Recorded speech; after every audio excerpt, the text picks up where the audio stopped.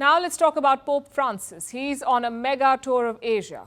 He's already covered 2 countries and now he's on to his third one, Timor-Leste.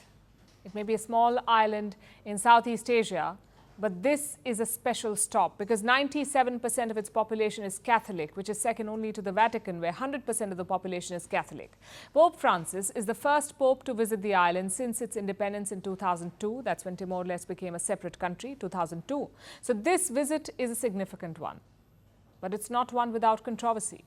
A statement from the Pope has triggered a debate because he questioned choosing pets over families. Our next report tells you more. This is Timor-Leste, an island nation in Southeast Asia. Today, Pope Francis arrived here, the penultimate stop of his 12-day-long Asia tour. But why this small island? The answer lies in its population. Timor-Leste is home to 1.3 million people. 97% of them are Catholic. This makes it the world's second most Catholic country after the Vatican.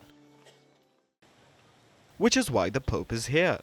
He will address an open-air mass. Half of the island is set to attend, so it's a big deal. The government has allocated $12 million for this visit. It may seem like a meager amount, but for the island's small economy, it's exorbitant. Pope Francis is the second pope to visit the island after Pope John Paul II. But this is the very first visit by any pope since the island's independence in the year 2002.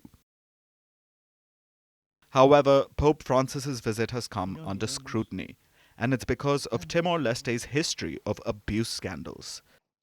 In 2022, the Vatican sanctioned Timorese bishop Carlos Felipe Jimenez Bello.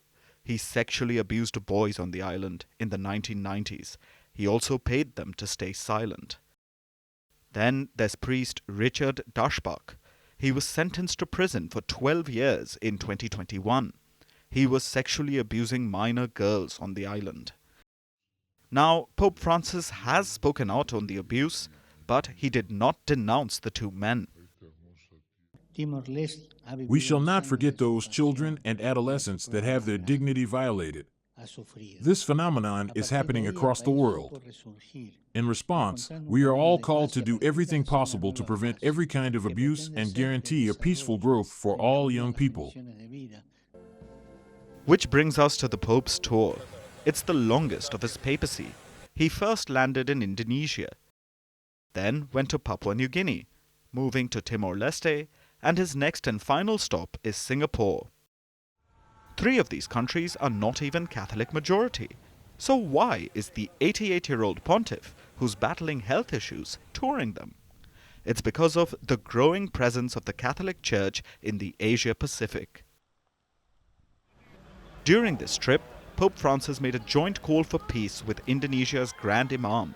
He has called for unity. He has warned against extremism and violence. But there's one statement of his that's triggered a controversy. With the law of death, that is, by limiting births, limiting the greatest wealth a country has, which is births. And your country, on the other hand, has families with 3, 4, or 5 children that keep moving forward, and this is reflected in the age levels of the country. Keep it up. You're an example for everyone, for all the countries that may be, and this might sound funny, these families prefer to have a cat or a little dog instead of a child. The Pope is questioning people who choose pets over children, and it's not the first time. The pontiff has long been vocal about falling birth rates in the West.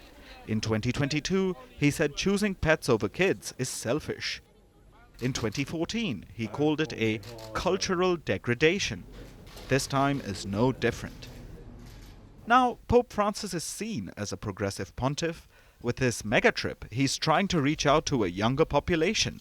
But his strident stance on family planning might be alienating his new target audience.